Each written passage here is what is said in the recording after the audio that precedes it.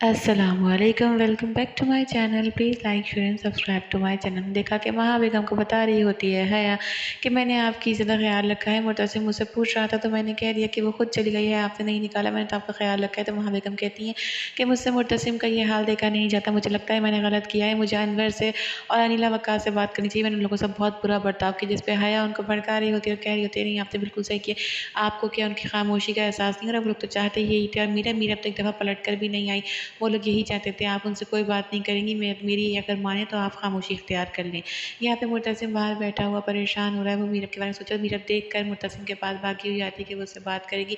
जैसे ही मीरब आकर मुर्तसिम को आवाज़ देती है, मुर्तसिम बोलता है कि जब छोड़ कर चली ही गई हो तो अब क्या देखने आई हो।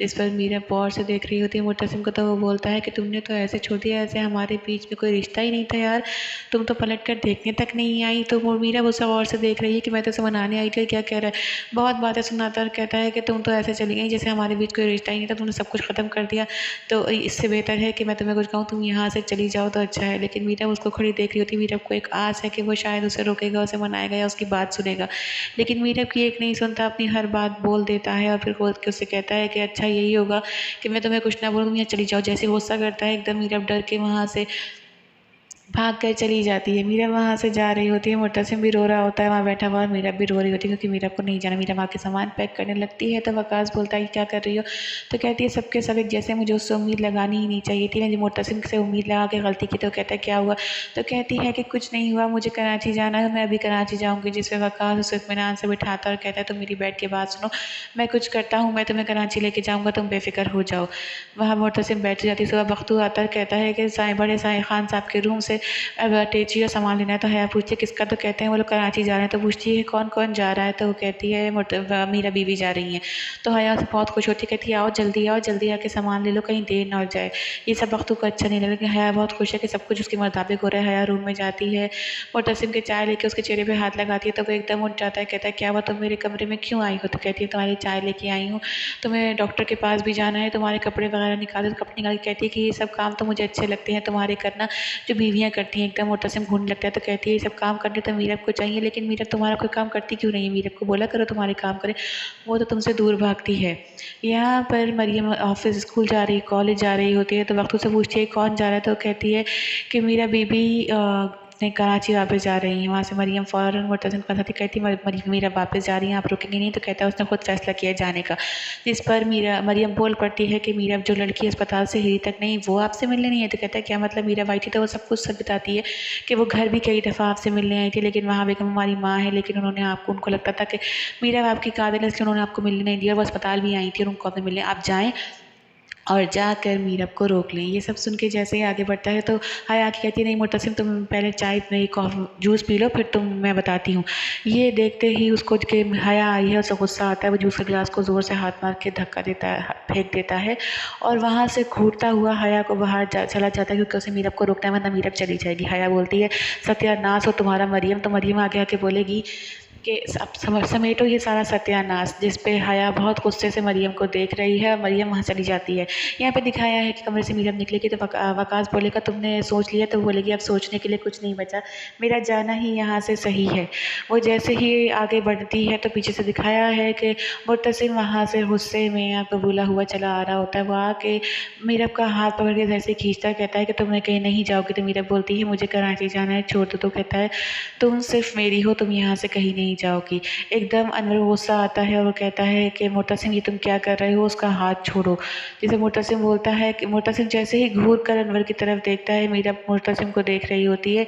अनवर आगे बढ़कर रोकने के लिए मुर्तसिम का हाथ पकड़ता है। मुर्तसिम पहले तो घूर के देखता है अनवर को और फिर कहता है कि ये मेरी बीवी है और ये सिर्फ मेरी है, मैं इसको छोड़कर कहीं जाने नहीं दूंगा।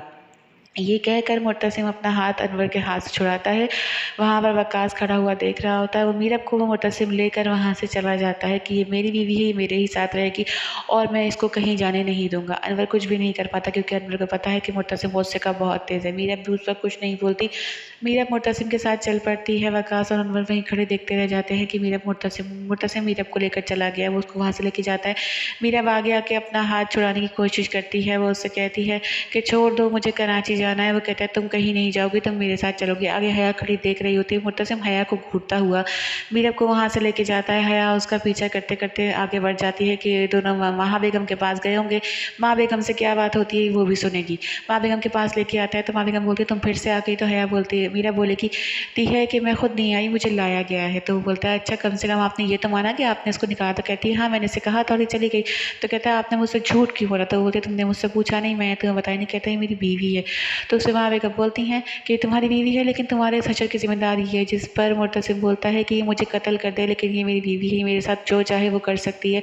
इस किसी को हक नहीं पहुँचता कि वो इससे इस तरह बात करे, इस तरह घर से निकाले। माँ बेगम कहती हैं कि मुझे हक पहुँचता है, मैं माँ हूँ तुम्हारी। तो कहता है ये बीवी है मेरी, इसका हक बनता है। अगर आपका हक बनता है तो इसका भी। जैसे मीरब जो है वो घूर कर मुर्तसिम को देख रही होती है कि मुर्तसिम किस तरह उसकी साइड ले रहा है। माँ बेगम को कहता है कि जो कुछ हुआ लोगों का काम है बोलना, मैं लोगों के बोलने की परवाह नहीं करता। ये मुर्तसिम खान की बीवी है और हमेशा रहेगी। इसके साथ आज के बाद ऐसा कुछ भी इस घर में नहीं होना चाहिए। इसको इस घर में बोलने का हक सिर्फ मेरा है। माँ बेगम कहती हैं कि मैं तुम्हारी माँ हूँ। तो वो कहता है ये भी मेरी बीवी है। दोनों माँ बेटों की बहस हो रही होती, मीरा पीछे खड़ी सुन रही होती। माँ बेगम घूर के देख रही होती। जैसे ही माँ बेगम खड़े होकर आगे आती है, मुर्तसिम उनके पास जाता है, उनके कंधे पर हाथ रखता है और कहता है माँ बेगम अगर आज के बाद मीरब के साथ कुछ भी ऐसा वैसा हुआ तो मैं खामोश नहीं बैठूंगा और ये बात मैं आपकी कसम खा के कह रहा हूँ। वहाँ से उस समय चला जाता है। माँ बेगम घूर रही होती है मीरब को और मीरब भी वहाँ से चली जाती है। मुर्तसिम कमरे में माफ़ी मांगता है मीरब से कि मुझे माफ़ कर दो, आइंदा कभी ऐसा नहीं होगा, मैं वादा करता हूँ। तो मीरब कहती है कि तुम्हारे वादे के सहारे कितना कुछ हो गया और कुछ होना बाकी है। तो वो कहता है कि नहीं आइंदा नहीं होगा। तो कहती है छोड़ क्यों नहीं देते। कहता है छोड़ ही तो नहीं सकता तुम्हें। तो कहती है मुझे मरना, मुझे बचाया क्यों। तो उस पर मुर्तसिम कहता है कि अगर तुम्हें मरने देता तो खुद भी ना जी पाता, मैं भी मर जाता। जिस पर मीरा मुर्तसिम की शक्ल देख रही होती है। मीरा और मुर्तसिम एक दूसरे के आमने सामने खड़े होते हैं। मीरा मुर्तसिम के हाथ पे हाथ रखती है क्योंकि उसके हाथ पे जख्म आया है, चोट लगी है, जिसकी जिम्मेदार सिर्फ और सिर्फ मीरा थी क्योंकि मीरा ने गुस्सा दिलाया था मुर्तसिम कहता है कि तुम मेरी ज़िंदगी का वो एहसास जिसको मैं छोड़ नहीं सकता। उन दोनों के बीच रिश्ता कायम हो रहा है मियाँ बीवी वाला। वो दोनों दूसरे के करीब आ रहे होते हैं, दूसरे से बात कर रहे होते हैं। इतने में जैसे ही वो मीरब के आंसू पोंछने लगता है क्योंकि मीरब वहाँ खड़ी रो रही होती है, उसे एहसास हो रहा होता है कि उसने कितना गलत किया है मुर्तसिम के साथ, वो क्या कर रही थी। एकदम गेट बजता है तो मीरब बोलती है कि रुक जाओ, मैं गेट पर देख कर आती हूँ कौन है। मुर्तसिम वहीं खड़ा रहता है। मीरब गेट खोलती है तो बाहर हया टहल रही होती है। वो कहती है कि मैं यहाँ के चक्कर लगा रही हूँ। तो हया बोलती है मुर्तसिम सिर्फ मेरा है, मेरी ज़िंदगी का सूरज है, तुम मुझसे मेरी खुशियाँ छीन कर कब तक ऐश मना लोगी। तो हया उस पर मीरा बोलती है कि वक्त हाथ से रेत की तरह फिसलता जा रहा है और जो हाथ में आ रहा है वो कुछ नहीं। तुम अपना कोई मयार बनाओ, कोई ज़िंदगी बनाओ।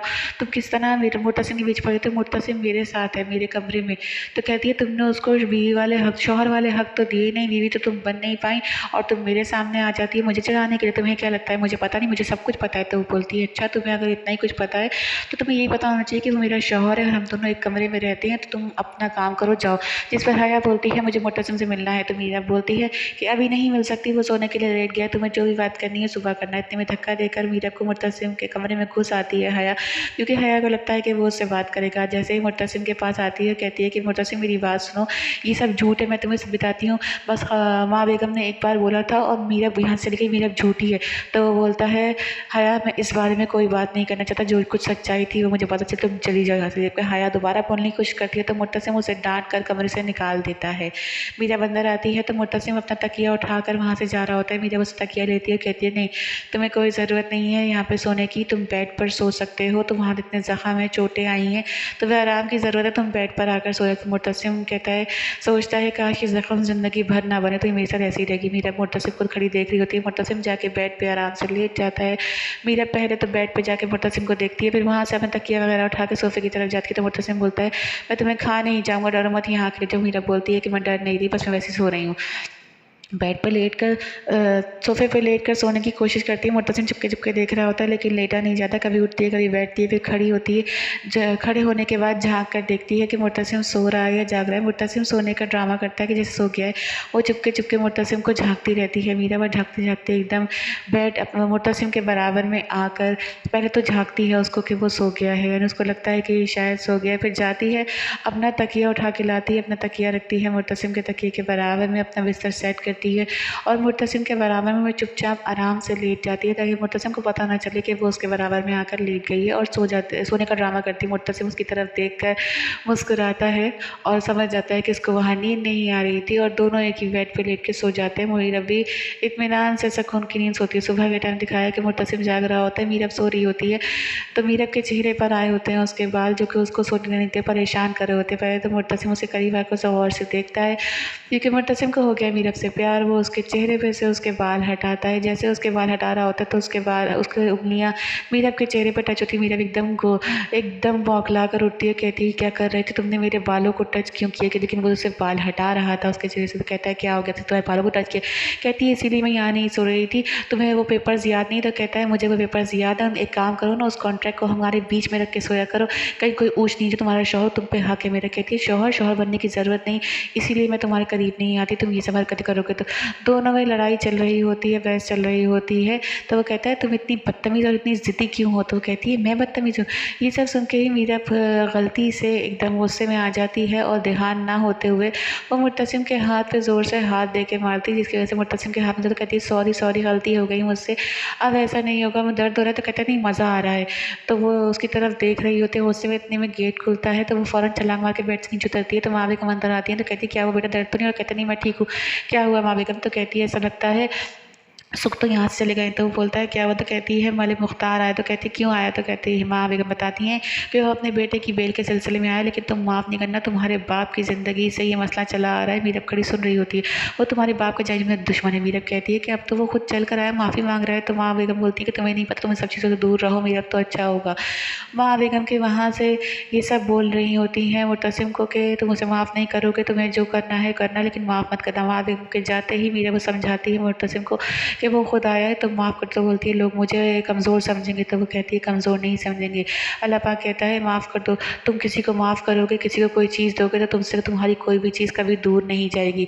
मुर्तसिम गौर से मीरब की शक्ल देख रहा होता है। मीरब बोलती है मेरी बात मानो, एक दफ़ा ऐसा करके देखो, तुम्हें तुम्हारी सबसे कीमती चीज़ तुम्हें मिल जाएगी और तुमसे कभी भी दूर नहीं होगी। मीरब की बात को गौर से सुन रहा है। आगे जानने के लिए देखते रहिए हमारे साथ। अल्लाह हाफ़िज़।